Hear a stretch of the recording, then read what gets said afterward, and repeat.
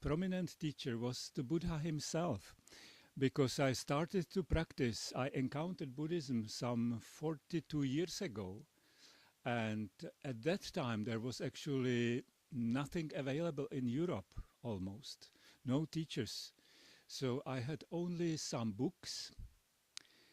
And actually, my encounter with Buddhism, because I was educated as a Catholic in the Catholic religion, so the encounter happened in a small booklet.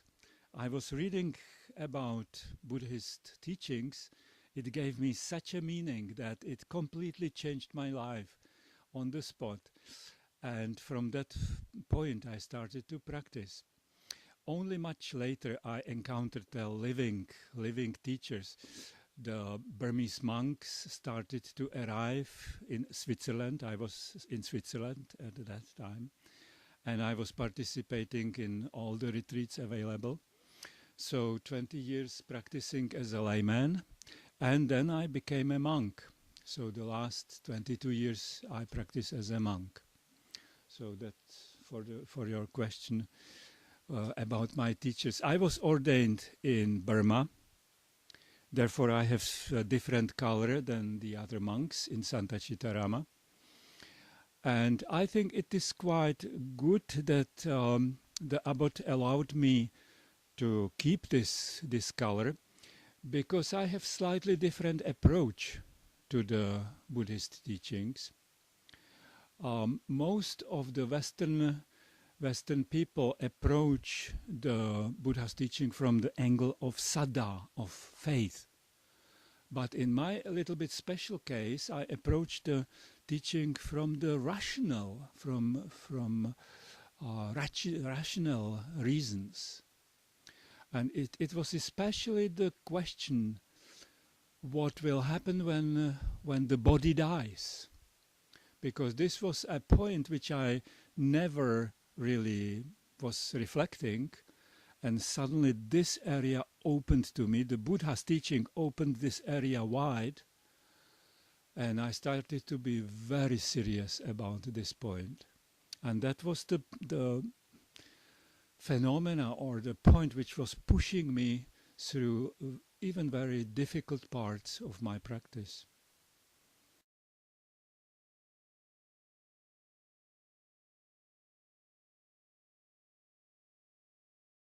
Question is asking about my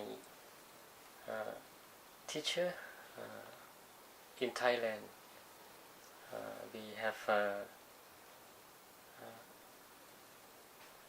teacher named Ajahn Chah. So he's influenced in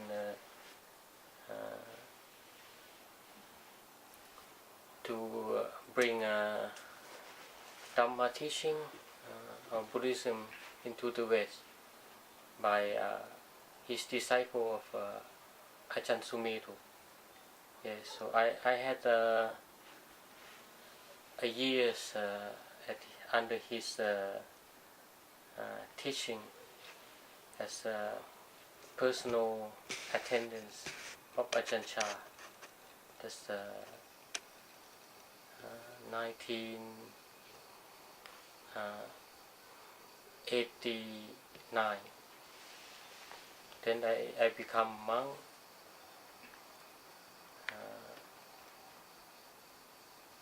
Few years later, I went to Australia for 2 years.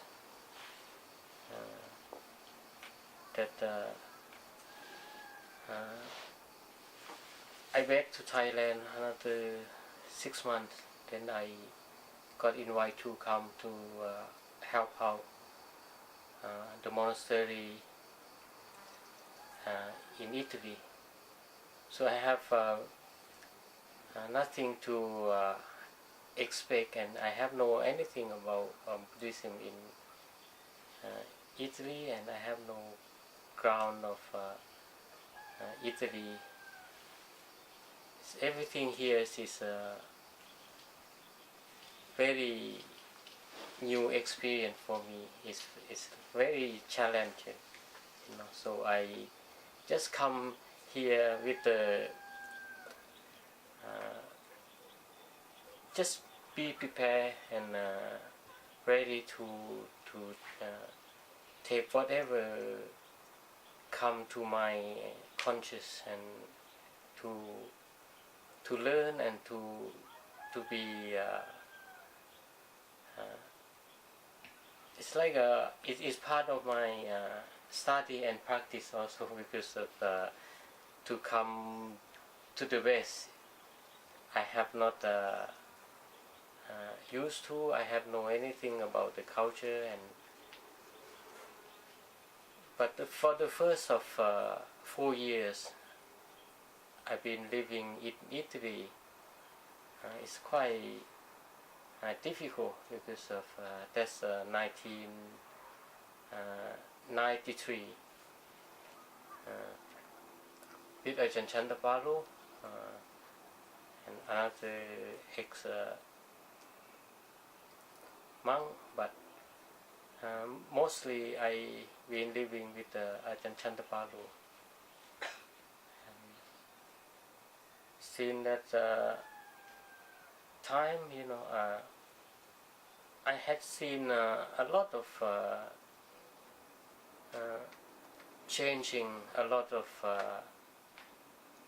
positive movement in Italy, because of in terms of Buddhism, philosophy or Dhamma in the West. It's a very good time that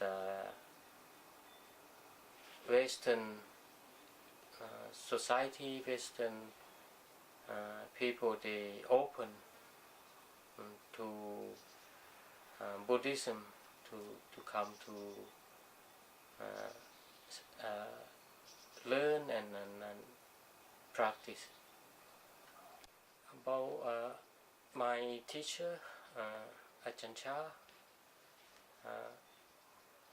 for his so much bring Dhamma up to the present moment, to influence a lot of Thai society, and not only Thai, also all over the world, because of his Dhamma is very easily simple, explain. It's like he make Dhamma much more easy to understanding by giving teaching and showing his example. It's not just speech, it's not only he's good about saying thing or speech, but he also lead his own personal example. That's why so many questions, so many people come to asking about him, because they wondering or wonder why Ajahn Chah very. It's like he have not much study in the scholar, and also he cannot speak English language, but why he can talk to or can explain Dhamma to the West, particularly for his first disciple, like Luang Por Sumedho or Ajahn Sumedho, in English, how he can communicate. So because the Dhamma actually is not